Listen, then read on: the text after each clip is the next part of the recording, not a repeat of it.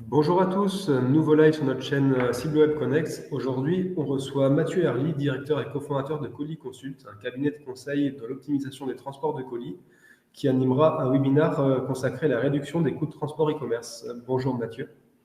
Bonjour Samuel, bonjour à tous et à toutes. Je suis ravi d'être là pour cet événement Cible Web pour partager donc des bonnes pratiques relatives aux achats de transport.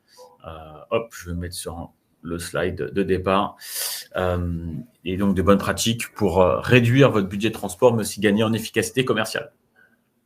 Ok, parfait. Je te laisse prendre la main sur la présentation et je Oui, reviendrai en fin de webinaire pour clôturer. super, et très bien. Donc, l'objectif aujourd'hui, c'est de vous partager des bonnes pratiques. Je vais rapidement donc indiquer qui est Colis Consult. Colis Consult, on est un cabinet de conseil et de courtage en transport. Donc, on est indépendant et on aide les entreprises à mieux acheter le transport, que ce soit des entreprises de B2B ou de B2C.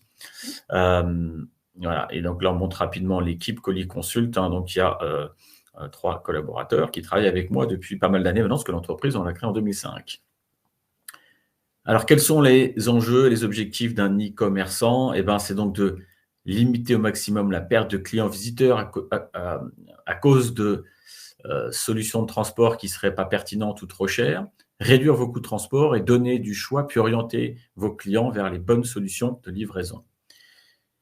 Alors, je commence déjà avec un point important, c'est qu'on a tendance à surestimer l'importance et l'utilité de la rapidité dans le monde du transport et que à cause d'Amazon, on va le dire, mais de manière générale, avec beaucoup de discours qu'on entend, on a tendance à considérer que tous les e-consommateurs voudraient recevoir leurs colis très vite. Alors oui, ils souhaitent les recevoir vite, mais en fait, c'est pas une demande si forte que ça. Et lorsqu'on fait des études sur le sujet, on se rend compte que beaucoup de gens en fait cherchent plutôt à avoir de la précision, du respect des engagements, mais que dans un certain nombre de cas de figure, ils sont prêts à attendre 48 heures, voire une semaine. C'est ce qu'a montré cette étude, qui est une étude de fin 2023, auprès de 2000 e-consommateurs français, et ça montrait qu'en fait, il n'y a pas tant que ça d'attente sur la rapidité. L'attente de forte rapidité, c'est 15-20%. Donc ça, c'est déjà un premier point important. On en reparlera un petit peu. Par contre, quelque chose qu'attendent de manière générale l'ensemble des e-consommateurs, c'est la gratuité. On le voit avec cette petite image. Les gens ne veulent pas payer de transport. Les e-consommateurs ont l'impression de jeter leur argent par les fenêtres lorsqu'ils payent du transport, ce qui fait que, comme montre cette petite illustration, ils préfèrent payer un montant peut-être un peu supérieur dans lequel on va leur dire le transport est gratuit plutôt que de payer 20$ et puis de payer 4 € de transport. Donc ça, c'est important. C'est un aspect un peu marketing qui veut dire que l'idéal, c'est quand même de plutôt être dans une démarche qui vise à offrir le transport. D'ailleurs, notre cabinet a fait une étude en 2020 auprès d'un certain nombre de sites d'e-commerce, plus de 500 sites, et ce qu'on a constaté, c'est qu'en moyenne, les e-commerçants offrent la livraison à domicile à partir de 78 € et la livraison en relais à partir de 59 €. Alors, j'insiste sur le fait que ce sont des chiffres de 2022, mais je ne crois pas qu'il y ait de grandes modifications là-dessus. On reste sur ces équilibres-là. Voilà. Il y a un autre chiffre intéressant, enseignement, c'est que lorsqu'une livraison n'est pas gratuite, en domicile, elle est facturée en moyenne 5,89 € et en relais 4,32 €. Pourquoi c'est important de ne pas trop s'éloigner de ces indicateurs-là? Parce que c'est ce que les gens ont un peu de gravé dans la tête par rapport aux expériences d'achat qu'ils ont sur différents sites. Donc, ne restez pas focalisés sur les pratiques de votre concurrent direct, mais regardez plutôt quelles sont les tendances moyennes du marché pour définir ensuite une politique de frais de livraison cohérente. Là aussi, on en reparlera un petit peu tout à l'heure. Et je vais juste repréciser que ça, c'était des moyennes multisectorielles et que selon les secteurs d'activité, on va voir qu'il peut y avoir donc des différences du seuil à partir duquel la livraison est offerte. Ce sera plus cher pour certains secteurs comme le bricolage, la maison, que pour d'autres comme la mode. Voilà. C'est aussi lié au fait que les poids des expéditions est souvent inférieur. Je vais vous partager pas mal d'éléments donc de ce palmarès qu'on a fait en 2022. 2022, c'est pas aujourd'hui, c'était il y a presque 2 ans maintenant, parce que ça, on l'avait sorti à l'été 2022. Mais en fait, il y a pas mal d'enseignements intéressants que je vais quand même vous partager ici, notamment le classement de tous les meilleurs sites, catégorie par catégorie, et surtout, je vais vous montrer des bonnes pratiques qu'on a pu observer. La bonne pratique qu'on va mettre en avance, nous, c'est qu'il faut essayer d'être le plus clair possible dans les informations de livraison que vous donnez à vos visiteurs sur votre site Internet. Et donc, ayez de la clarté dans toutes les étapes du site. Alors, il y a une page livraison, là, je commence par ça, mais voilà, qui peut détailler toutes les solutions de transport que vous avez référencées, les délais de livraison, les montants de coûts de livraison. Voilà, ça c'est clair, c'est limpide. C'est mieux qu'une page qui ressemble à celle d'une page de CGV, de conditions générales de vente. Voilà. Sur la homepage, indiquez à plusieurs endroits que la livraison est offerte à partir d'eux. Indiquez quel type de transporteur vous allez utiliser si vous avez la capacité à le faire. Indiquez à partir de quand c'est offert. Voilà, donnez de la lisibilité. C'est une des premières informations que les gens cherchent lorsqu'ils arrivent sur un site qu'ils ne connaissent pas. Ne cachez pas ça au fin fond des mentions générales en bas de votre site. Rendez ça très visible, y compris au-dessus de la ligne de flottaison. Donc ça, c'est ce qu'on voit sans avoir scrollé ou que ce soit sur le site. C'est ce qu'on voit en haut. Il faut aussi l'indiquer en bas du site, voilà, de manière claire. C'est bien d'utiliser un petit camion, par exemple, à chaque fois que vous parlez de transport, parce qu'un dessin, c'est vu 10 fois plus vite par le cerveau qu'un texte. Donc voilà, les gens cherchent cette info, facilitez-leur l'accès à l'information. C'est vrai sur la homepage, c'est aussi vrai sur les pages produits. Regardez ce que fait un leader comme Zalando. Il a très bien compris qu'une des toutes premières informations qu'on doit montrer lorsqu'on montre un produit, c'est tout de suite donc le prix, la disponibilité, la possibilité de l'ajouter au panier et les frais de livraison et les délais de livraison. C'est une des premières informations visibles. Voilà, on n'attend pas d'avoir mis les produits dans le panier pour savoir combien va coûter la livraison. On le dit tout de suite de manière très claire et très visible. Donc, c'est une bonne pratique à avoir, quel que soit votre site. Une fois qu'on a mis le produit dans le panier, on va avoir un panier détaillé avec cette barre de progression qui permet de voir combien il faut rajouter de produits au panier pour pouvoir bénéficier de la livraison gratuite. Là aussi, on est dans de l'efficience relative à l'expérience utilisateur. Alors, on a parlé donc là de l'expérience. Maintenant, on va parler des tarifs. Quel tarif de livraison je dois facturer à mes clients lorsqu'ils sont sur mon site? Et on entend beaucoup de choses. Je vous ai donné tout à l'heure quelques indicateurs. Là, je vais vous montrer un exemple de ce qui me paraîtrait une politique de livraison cohérente et je vais vous expliquer un petit peu avec quelques commentaires pourquoi cette politique de livraison me paraît pertinente. Tout d'abord, on distingue bien la notion de point relais et de livraison à domicile. C'est important d'avoir les deux. Aujourd'hui, certains e-consommateurs préfèrent fortement être livrés en point relais. Et un autre avantage, c'est que ces solutions vous coûtent aussi beaucoup moins cher. On peut très vite arriver sur des coûts de 3 € en moyenne pour un colis, alors qu'en domicile, on sera souvent à 6, 7 €, 8 € selon le type de livraison qu'on va utiliser. Donc, il y a un intérêt économique pour vous à avoir une offre relais et à la mettre en avant.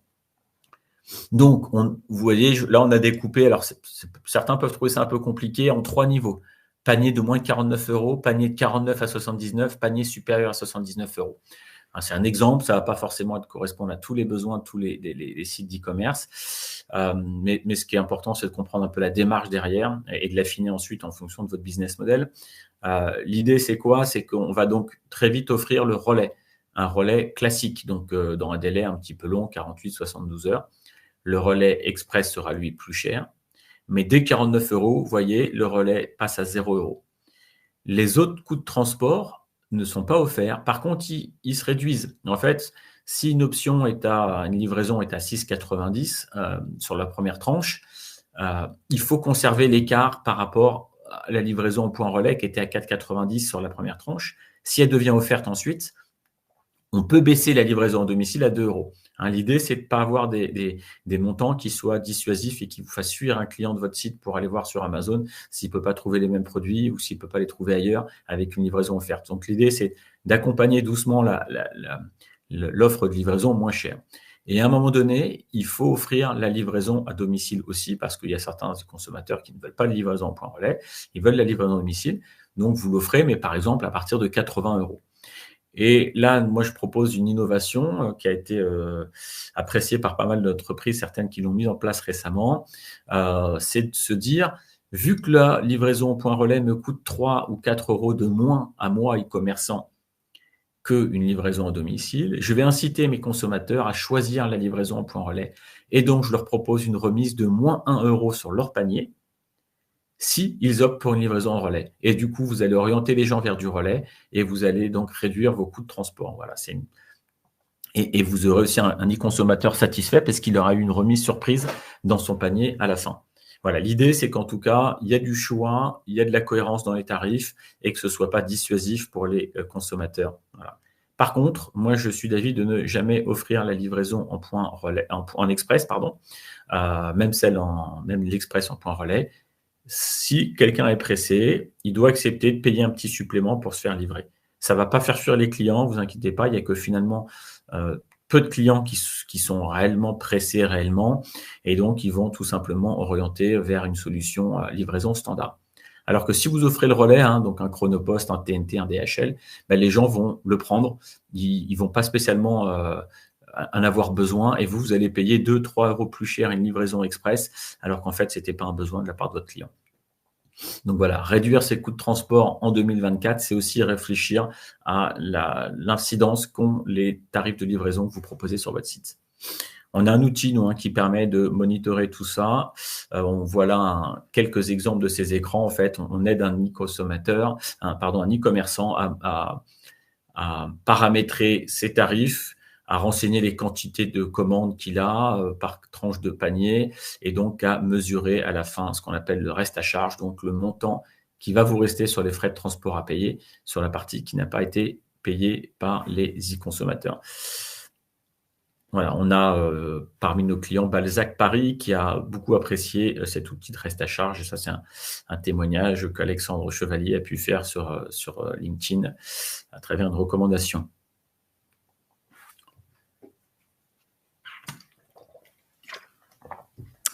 Alors, on va rentrer dans la deuxième partie, comment donc réduire mes coûts de transport. Alors, vous avez vu que déjà sur cette première partie, je vous ai déjà donné des réflexions.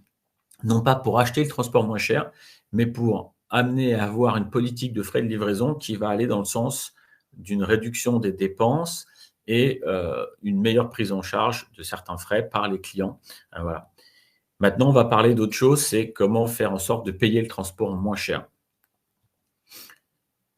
Et pourquoi il faut le payer moins cher? Parce qu'il n'arrête pas d'augmenter. On a fait un sondage en début d'année, je crois qu'on a eu quelque chose comme 70 votants. Et ce qu'on a pu voir, c'est qu'il y a quand même eu des hausses pour beaucoup qui ont été comprises entre 2,5 et 3,9, voire 4 et 6% sur la partie colis, donc des hausses non négligeables et donc impactantes économiquement. Et mon constat, c'est que si vous avez aujourd'hui donc des contrats chez DPD, Colissimo, GLS, qu'importe, ou Mondial Relais, pour challenger ces tarifs-là, il faut leur faire un peu peur et il faut faire jouer la concurrence. C'est la meilleure stratégie à mon sens. Et ça passe donc par la gestion d'un appel d'offres. Un appel d'offres qui consiste donc à challenger tous les acteurs du marché et obtenir des repositionnements à la baisse de la part de vos prestataires. L'idée d'un appel d'offres, c'est pas forcément de se dire on va devoir changer de transporteur. Si vous avez un transporteur qui travaille bien, vous en êtes satisfait, que le commercial est réactif, que les colis, il y a un taux de casse ou de perte qui est acceptable, il faut mieux se dire qu'il faut le garder. Par contre, il faudrait qu'il baisse ses tarifs. Et pour le faire baisser ses tarifs, il n'y a pas d'autre solution que de le remettre en concurrence de manière efficace, avec un fort sentiment de risque de perte de business pour lui. Et donc ça passe par un appel d'offres bien géré. Donc c'est le métier de Colis Consult que de faire des appels d'offres et d'accompagner des e-commerçants dans cette démarche. Mais ce que je vais vous partager là, c'est aussi comment le faire si même vous vouliez le faire tout seul. Donc là, il faut bien collecter les données, construire une bonne documentation appel d'offres, consulter les transporteurs en leur laissant 4 semaines et ensuite prendre des bonnes décisions. Et donc, je vais vous partager, comme je disais, quelques bonnes pratiques. Une bonne pratique, c'est déjà de bien analyser sa consommation, bien la décomposer avec des cartes, des flux, des graphiques qui permettent de bien identifier sa consommation. Ça va être d'analyser les suppléments. Donc là, c'est l'exemple d'une facture Chronopost. On voit il y a 300 000 euros de Chronopost, mais ce qui est intéressant, c'est de voir l'importance de tous les suppléments de transport qui sont facturés aux clients. Voilà, et c'est comme ça avec Chronopost, mais c'est comme ça avec à peu près tous les transporteurs. Il y en a moins chez Colissimo, notamment, ou Mondial Relais, pardon. Mais tous les transporteurs, notamment Express, ont tendance à avoir quand même un certain nombre de suppléments. Donc, il faut bien tenir compte dans les comparaisons et les analyses. Ensuite, il faut aller interroger les transporteurs. Donc là, on vous a mis cartographie des transporteurs qui sont à consulter. Typiquement, voilà, donc selon les besoins et autres, on va choisir des acteurs. Il peut y en avoir d'autres dans d'autres segments, mais là, on a mis les principaux. Et ensuite, il faut créer ce qu'on appelle donc nous une matrice, qui est un document qui permet d'identifier tranche de poids par tranche de poids, les volumes que vous avez, et de demander aux transporteurs de renseigner leurs tarifs. Et donc, avec des systèmes de quelques formules Excel, vous allez pouvoir simuler votre budget transport entre les différentes offres que vous allez recevoir. Et là, je vais faire une petite pause et je vais vous faire remarquer que j'ai mis 2 colonnes de poids. Une colonne poids réel et une colonne poids volumétrique. Alors, je ne sais pas si dans l'onglet chat, il y a quelqu'un qui peut me dire pourquoi il y a 2 colonnes poids réel et poids volumétrique. Est-ce que ça parle à quelqu'un, cette notion de poids volumétrique? Je vous laisse réagir dans le chat.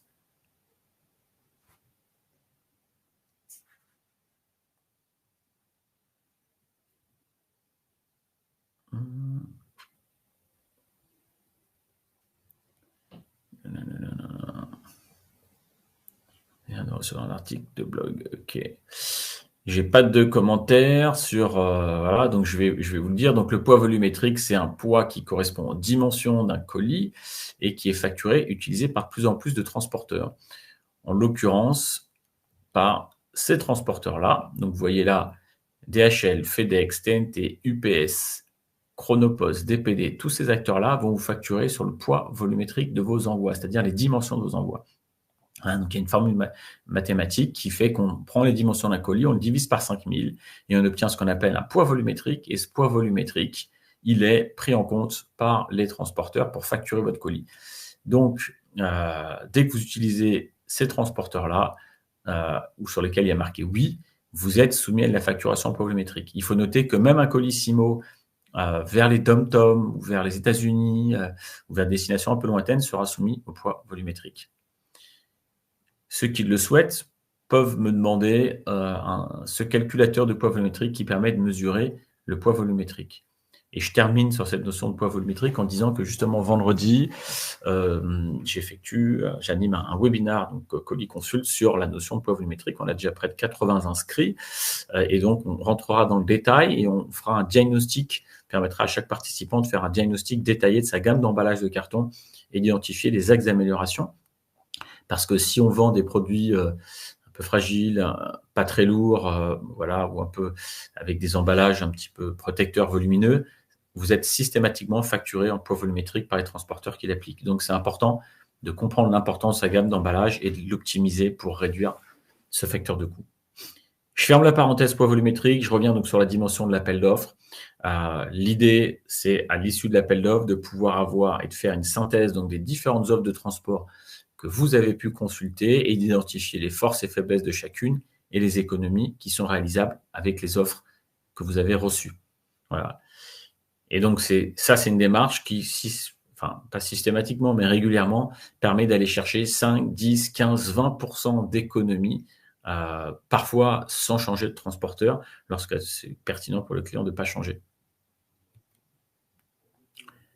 Typiquement, un client qui utilise du Colissimo, du DHL ou du UPS, par exemple, vous voyez, on aura listé tous les flux qu'il a, les dépenses, et on aura dans les colonnes impact les impacts économiques en pourcentage et en montant financier des offres qu'on a pu obtenir sur le marché.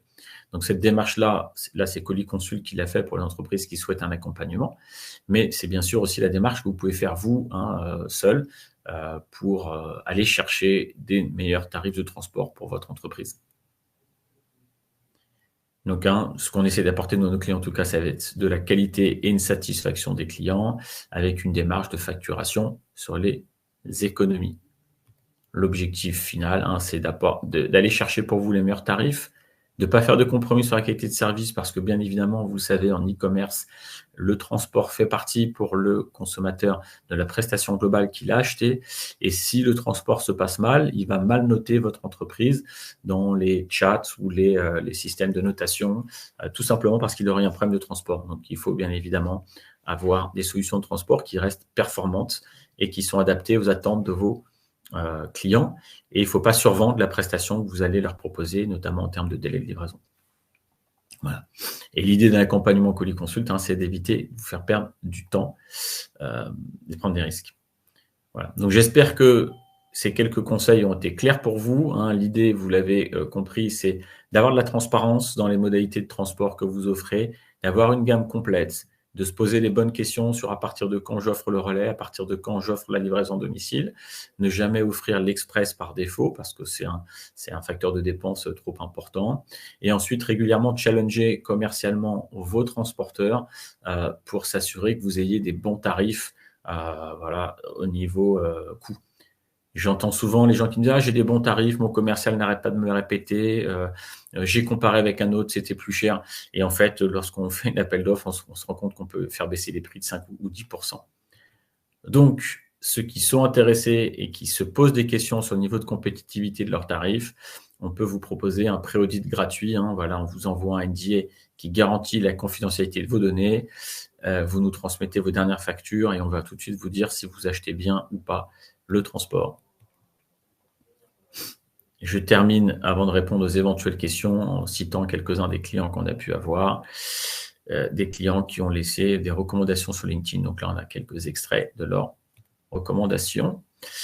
Et voilà, je vais vous laisser la parole pour me poser en chat vos éventuelles questions sur les explications que j'ai pu vous donner ou les conseils que j'ai pu vous partager, voir si certains d'entre vous auraient envie d'avoir des infos complémentaires.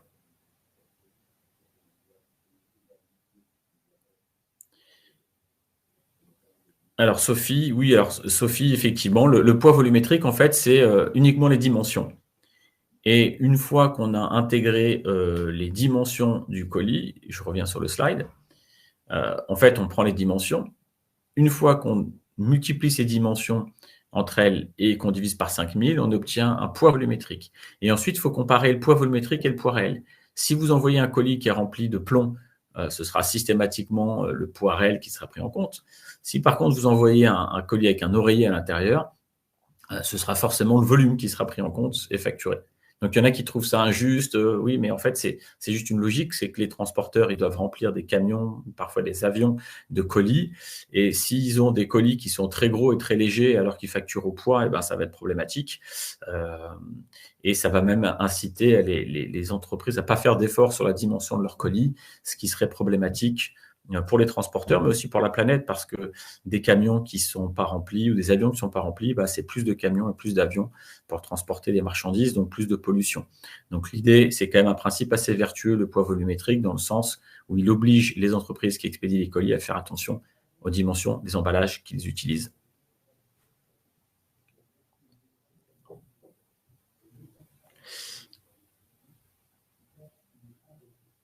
Oui, c'est bien ça, Antoine. Ils prennent donc les deux ils prennent en compte les deux et c'est le plus élevé des deux qui va être pris en compte. Et je remets là à l'écran les transporteurs qui appliquent. Voilà, donc on voit en bas colis privé, mondial relais, relais colis n'applique pas encore de poids volumétrique.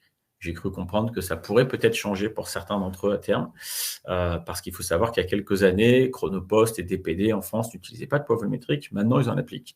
Donc, on est clairement sur un principe qui se développe de plus en plus dans l'industrie et qui a un réel impact économique sur les budgets de transport des entreprises qui utilisent ces transporteurs.